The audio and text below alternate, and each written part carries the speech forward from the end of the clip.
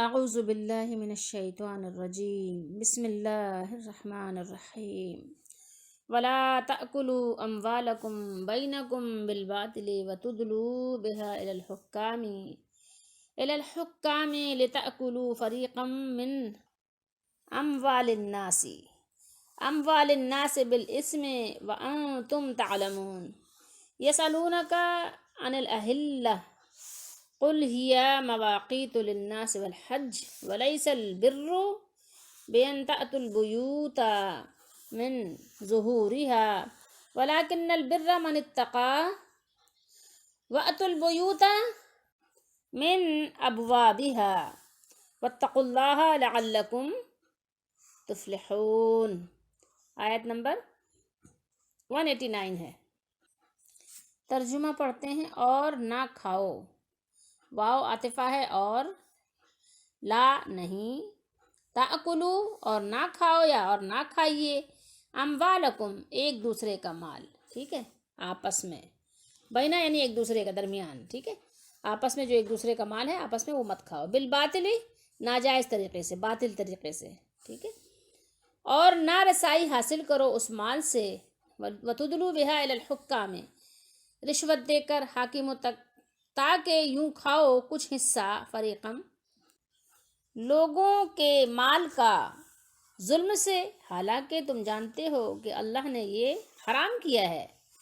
دریافت کرتے ہیں آپ سے نئے چاند کے متعلق کہ یہ کیوں کر گھٹتے بڑھتے ہیں، یعنی نئے چاند سے متعلق پوچھتے ہیں کہ اتنا چننا سا ہو جاتا ہے نا کھجور کی شاخ کی طرح، تو فرمائیے یہ وقت کی علامتیں ہیں، یہ کہاں ہیں، یعنی آپ کہہ دیجئے، آپ فرما دیجئے، قل کہ یہ علامتیں ہیں لوگوں کے لیے اور حج کے لیے، اور یہ کوئی نیکی نہیں کہ تم داخل ہو کہاں پر، گھروں میں، بیت کی جمع بیوت ہے، گھروں میں ان کے پچھواڑے سے، یعنی پیچھے کی طرف سے دیواریں پھلانگ کر، ہاں ولیکن اور ہاں یا اور لیکن، نیکی تو یہ ہے، ولیکن البر نیکی کہ انسان تقوی اختیار کرے، من اتقا اور آیا کرو گھروں میں ان کے دروازوں سے، یعنی ابوابها، باب کی جمع ابواب ہے، دروازوں سے یعنی داخل ہوا کرو، اور ڈرتے رہو اللہ سے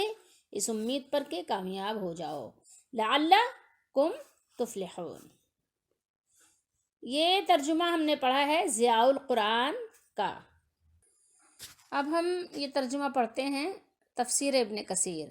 اور تم اپنے مال آپس میں ناجائز طریقے سے نہ کھاؤ، اور انہیں حاکموں کے پاس نہ لے جاؤ، تاکہ تم لوگوں کے مالوں میں سے کچھ مال گناہ کے ساتھ کھاؤ، بالاسم، حالانکہ تم جانتے ہو۔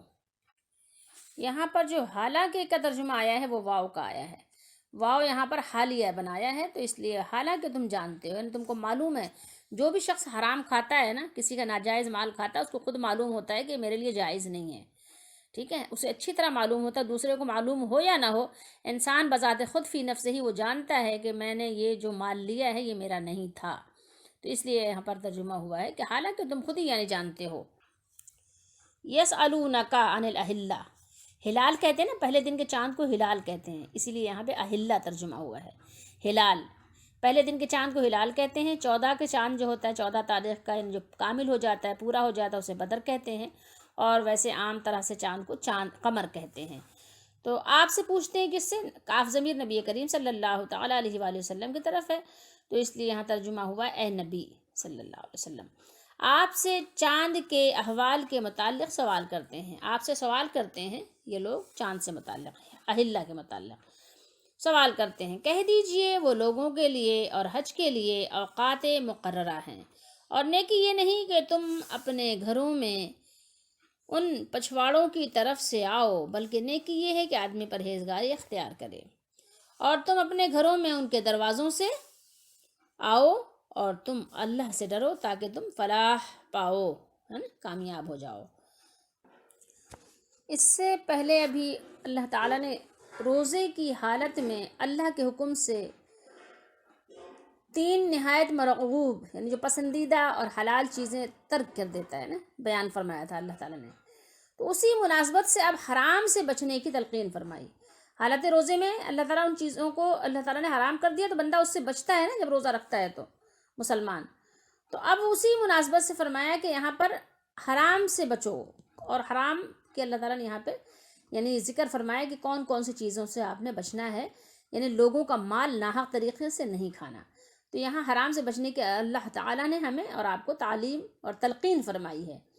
جو مال بھی ناجائز طریقے سے حاصل کیا جائے، چاہے تو اس میں مالک کی رضامندی بھی کبھی شامل ہو، ایسا بھی ہوتا ہے نا، لیکن وہ کیا ہے، وہ باطل ہے، یعنی وہ ناحق طریقے سے کھانا ہی ہے. مثلا سود ہے، اس کے علاوہ بدکاری کی رقم ہے، ٹھیک ہے، اس کی اجرت لینا. اسی طریقے سے نجومیوں کو فیس دینا، ان کے پاس جا کر مسئلے مسائل پوچھنا، ان کو پھر اس کی فیس خوشی سے دینا، ٹھیک ہے. پھر اس کے بعد یہ کہ شراب کی فروخت بیچنے والا بیچ رہا ہے لیکن خریدنے والا خوشی سے خرید کر اس کو رقم دے رہا ہے، لیکن یہ ساری چیزیں ہیں کیا، یہ باطل مال ہے. اسی طریقے سے جوئے کے ذریعے سے کمائی یا گانے بجانے کی اجرت، ٹھیک ہے، یہ تمام چیزیں کیا ہیں، ناجائز ہیں، ٹھیک ہے. اور ناجائز وسائل کیا ہیں، وہ باطل کے ساتھ کمانے میں داخل ہیں، اس میں آ جاتے ہیں. اچھا، اس کے بعد بات ہوئی کس کی، تھوڑا سا الفاظ کے. یہ تدلو کیا ہے، وتدلو.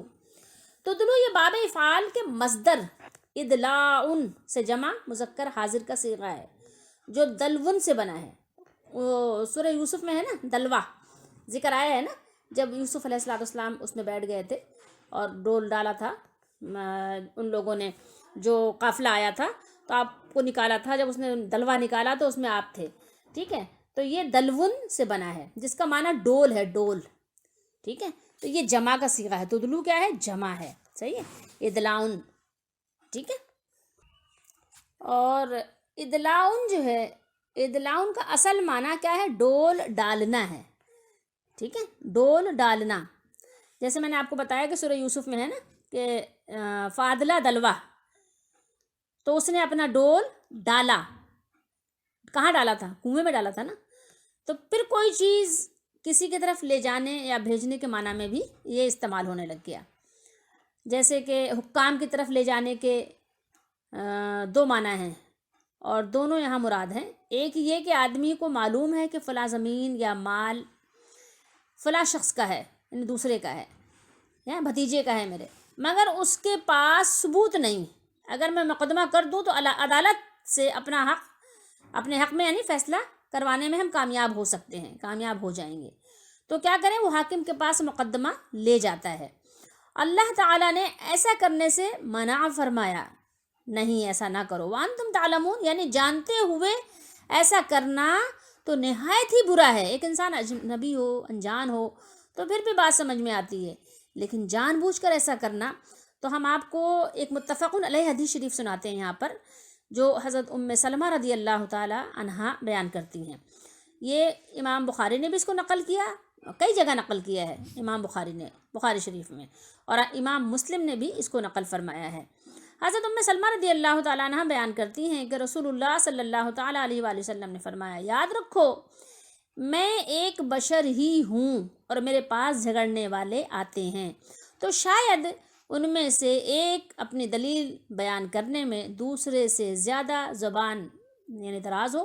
ہوتا ہے نا، بعض لوگ بات چیت کرنے میں بڑے یعنی فصیح اللسان ہوتے ہیں، بہت اچھی طریقے سے اپنا مقدمہ بیان کر سکتے ہیں، کچھ لوگوں کو بولنے کا فن آتا ہے، لیکن دوسری طرف معاملہ کیا ہوتا ہے کہ وہ بیچارہ بول ہی نہیں سکتا، اپنی بات بھی صحیح سے آپ کو سمجھا ہی نہیں سکتا. ہوتا ہے نا، ہر طرح کے بندے ہیں، ایک جیسے تو سارے نہیں ہوتے. تو اسی بنا پہ اللہ کے نبی صلی اللہ تعالیٰ علیہ وآلہ وسلم نے ارشاد فرمایا کہ یعنی کسی کو بولنے کا فن اچھا آتا ہے اور اس کو میں سچا سمجھتے ہوئے اس کے حق میں فیصلہ کر دوں، تو سو میں جس کے لیے کسی مسلمان کے حق کا فیصلہ کر دوں تو وہ آگ کا ایک ٹکڑا ہے، خواہ وہ اسے لے لے یا اسے چھوڑ دے. سمجھ گئے بات کو، کہ یعنی اب ظاہر ہے کہ اللہ کے نبی صلی اللہ تعالیٰ علیہ وآلہ وسلم نے دونوں کا مقدمہ سننے کے بعد، جس نے یعنی اچھی طریقے سے اپنا مقدمہ پیش کیا اور اس کو بولنے کا فن آتا تھا، اس نے بڑی فنکاری کی، تو اس کو سچا سمجھتے ہوئے اس کے حق میں فیصلہ دے دیا گیا. تو اب جو ہے جس نے تو یہ یعنی مقدمہ دائر کیا ہے، اب وہی جانے کہ وہ آگ کا ٹکڑا لے کر جاتا ہے یا یہ کہ وہ سچ بات کرتے ہوئے سچائی کے ساتھ اپنا مقدمہ کیا کرتا ہے، اس سے جو ہے بری ہو جاتا ہے، کہتا نہیں بھائی میرا حق نہیں ہے، حق والے کو حق دے دے۔ اب اس کی مرضی ہے کہ چاہے وہ آگ لے جائے اور چاہے وہ آگ کو چھوڑ جائے۔ یہ حدیث شریف آپ کو دیکھنا ہو تو کتاب المظالم میں آپ بخاری شریف میں دیکھ لیجئے گا، اور اس کے علاوہ یہ کہ جھگڑے کے باب میں بھی آپ اس کو دیکھ سکتے ہیں، ٹھیک ہے، اور کسی کا مال باطل طریقے سے کھانے کے معاملے میں اس میں بھی آپ اس کو دیکھ سکتے ہیں، مسلم شریف میں بھی آپ اس کو دیکھ سکتے ہیں۔ خیر بہرحال، اور باقی آگے چلتے ہیں۔ دوسری حدیث شریف یہ ہے کہ حضرت ابو ہریرہ رضی اللہ تعالیٰ عنہ بیان فرماتے ہیں کہ رسول اللہ صلی اللہ تعالیٰ علیہ وآلہ وسلم نے ارشاد فرمایا، رشوت دینے والے اور رشوت لینے والے پر لعنت فرمائی آپ صلی اللہ تعالیٰ علیہ وآلہ وسلم نے۔ ویسے بھی آپ لوگوں نے جگہ جگہ دیکھا ہوگا نا کہ یہ حدیث شریف لکھی ہوتی ہے، الراشی والمرتشی کلاہما فی النار، رشوت دینے والے اور رشوت لینے والے دونوں آگ میں ہیں۔ خیر، تو اب یہ آپ دیکھیے کہ یہاں پر جو بات ہو رہی ہے وہ یہ ہے کہ حرام طریقے سے ایک دوسرے کا مال نہیں کھائیں۔ اچھا، تو یہ دیکھیں، اب کبھی کبھی دینے والا مجبور ہو جاتا ہے، ٹھیک ہے، اس کے پاس کوئی چارہ نہیں ہوتا کہ اس کو دینا ہی دینا ہے، اس کے بغیر اس کا چھٹکارا ہی نہیں ہوگا، تو وہ دیکھیں اس کو کسی حد تک رعایت مل جائے گی جہاں پر اس مجبور ہے، ٹھیک ہے، جہاں وہ مجبور ہو جاتا ہے، لیکن لینے والا تو کسی صورت میں بھی وہ حق رعایت کا مستحق نہیں بنتا۔ اب یہ دیکھیے کہ ان الاہلہ، یہ اہلہ کیا ہے؟ اہلہ اصل میں ہلال کی جمع ہے، ٹھیک ہے، کہ ہر مہینے ظاہر ہے ایک ہلال طلوع ہوتا ہے نا ہر مہینے، تو وہ اہلہ اس لیے یہاں پر اس کی جمع کا صیغہ استعمال ہوا، تو یہ ہلال کی جمع ہے، اور پہلی اور دوسری رات کے چاند کو ہلال کہا جاتا ہے، ٹھیک ہے۔ اچھا، لوگوں نے نبی کریم صلی اللہ تعالیٰ علیہ وآلہ وسلم سے چاند کے گھٹنے اور بڑھنے کی حکمت دریافت کی، تو اللہ تعالیٰ نے جواب دیا کہ چاند ہر ماہ ہلال کے صورت میں نمودار ہوتا ہے، پھر وہ 14ویں کو پورا یعنی ہو جاتا ہے، بدر ہو جاتا ہے، بدر کامل، اور آخری رات بالکل غائب ہو جاتا ہے، پھر دوبارہ نئے چاند کی صورت میں نمودار ہو جاتا ہے، ٹھیک ہے، ہلال کی صورت میں، جس سے شہروں اور بستیوں کے علاوہ صحراؤں اور سمندروں میں رہنے والوں کو بھی معلوم ہو جاتا ہے کہ نیا مہینہ شروع ہو گیا ہے، اور وہ اس کی مختلف حالتوں سے تاریخ بھی معلوم کر سکتے ہیں۔ جبکہ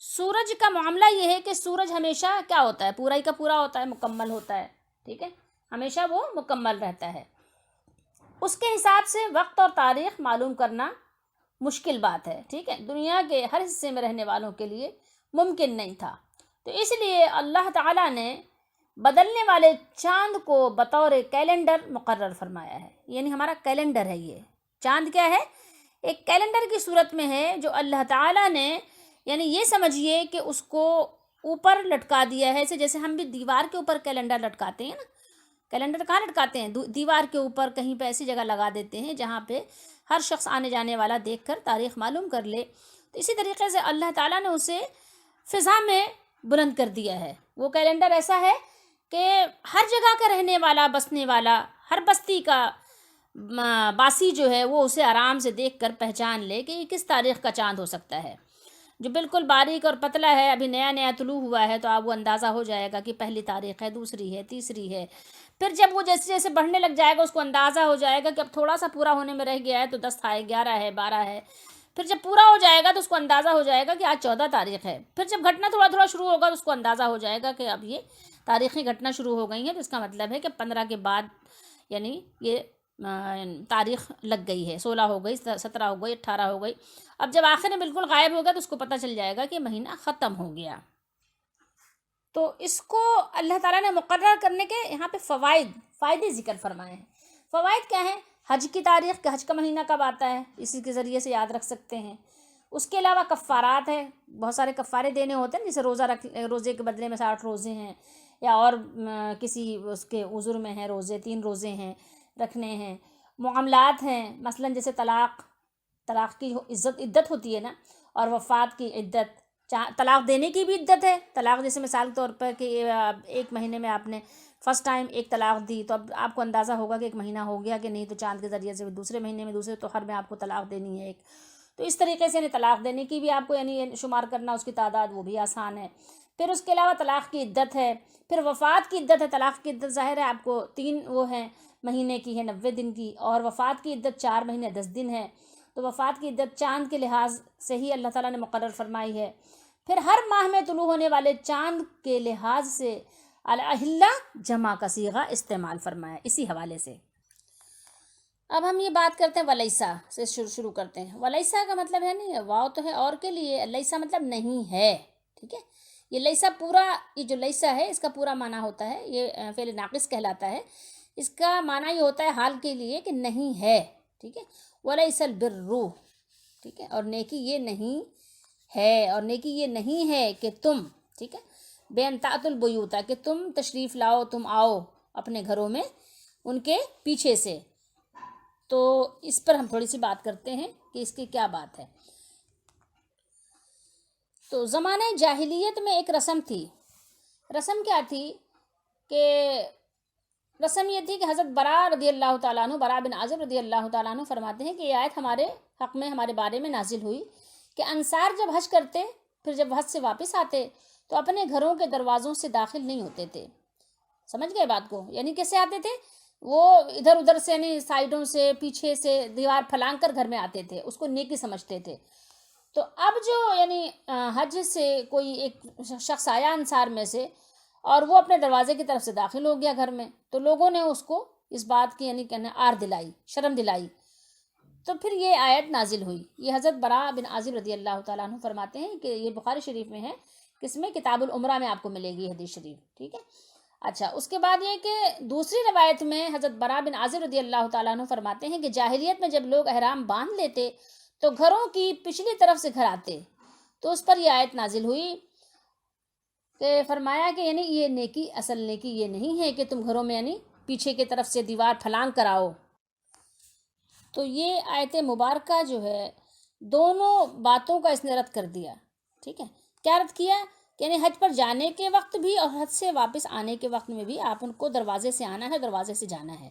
ٹھیک ہے، یہ کوئی اللہ تعالیٰ نے اس کو نیکی مقرر نہیں کیا کہ آپ دروازوں سے نہ آئیں بلکہ پچھواڑوں سے، ادھر سے ادھر سے دیواروں کو پھلانگ پھلانگ کرائیں.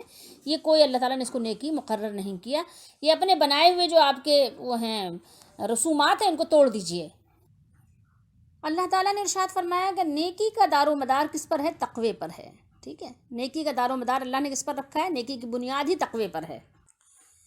واتقوا اللہ لعلکم تفلحون، اور اللہ سے ڈرتے رہو تاکہ تم نجات پاؤ. یعنی اللہ تعالیٰ سے ڈرو اور وہ کام کرو جس کے کرنے کا اللہ تعالیٰ نے ہمیں اور آپ کو حکم دیا ہے، تو ہم وہ کام بجا لائیں، اور اس کام سے رک جاؤ جس سے اللہ تعالیٰ نے منع فرمایا ہے. جن جن کاموں سے اللہ تعالیٰ نے منع فرمایا ہے خود اپنی کتاب میں یا اپنے نبی علیہ الصلاۃ والسلام کے ذریعے سے، تو ان کاموں سے رک جاؤ.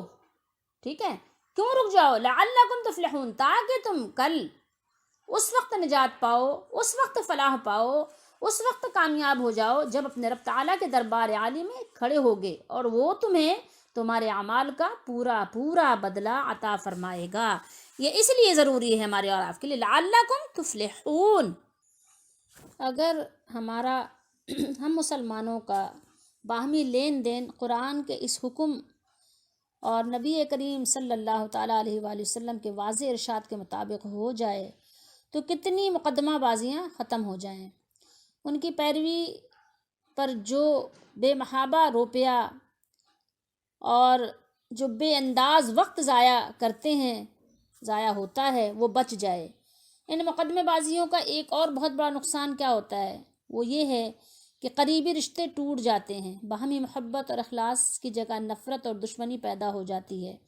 اگر ہم قرآن مجید کے اس حکم کو سچے دل سے مان لیں تو اسلامی معاشرہ ان سب خرابیوں سے پاک ہو جائے گا، بچ جائے گا، اور اس کا ماحول اتنا پاکیزہ اور اتنا خوشگوار بن جائے گا جس کا ہم اس وقت تصور بھی نہیں کر سکتے. کاش، اے کاش قرآن کو سینے سے لگانے والے ہم مسلمان اس پر عمل کرنے کی ہمت اور جرت بھی کریں، اس کا احساس کریں. اللہ تعالی ہم سب کو توفیق مرحمت فرمائے، آمین. اور بے شک اللہ کی توفیق ہر اس شخص کے لیے ہے کہ جو اس پر عمل کرنے کو تیار ہے. یہ عیش و لطف و عیش دنیا چند روز، ہے یہ دور جام و مینا چند روز، دار فانی میں ہے رہنا چند روز، اب تو کر لے کار عقبا چند روز، ہے یہ لطف و عیش دنیا چند روز، ہے یہ دور جام مینا چند روز، دار فانی میں ہے رہنا چند روز۔ یہ چند روز رہنا، اس کی خاطر کیا حلال و حرام کرنا، اللہ کا حکم مان لو، پھر اس کے بعد وہاں پر وہ تمہاری مرضی کو پورا کرے گا۔ دار فانی میں ہے رہنا چند روز، اور اب تو کر لے کار عقبا چند روز، تھوڑے سے کام ہیں آخرت کے، چند روز کے کام ہیں، تھوڑا سا کام کر لو آخرت کے لیے، تو پھر وہاں مزے کرنا، ٹھیک ہے۔ فہو فی عیشۃ راضیہ، عشرت دنیا فانی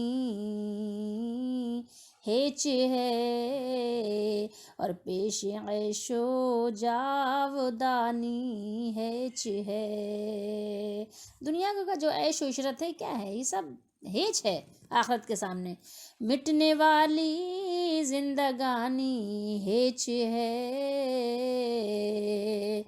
اور چند روزہ زندگانی ہیچ ہے، جو زندگی مٹ جائے وہ کیا ہے، نہ مٹنے والے کے سامنے ہیچ ہی ہے نا، اس کی کیا حیثیت ہے، سوچیے تھوڑی دیر کے لیے، ایک دن مرنا ہے آخر موت ہے، اور کر لے جو کرنا ہے آخر موت ہے، ایک دن مرنا ہے آخر موت ہے، کر لے جو کرنا ہے آخر موت ہے۔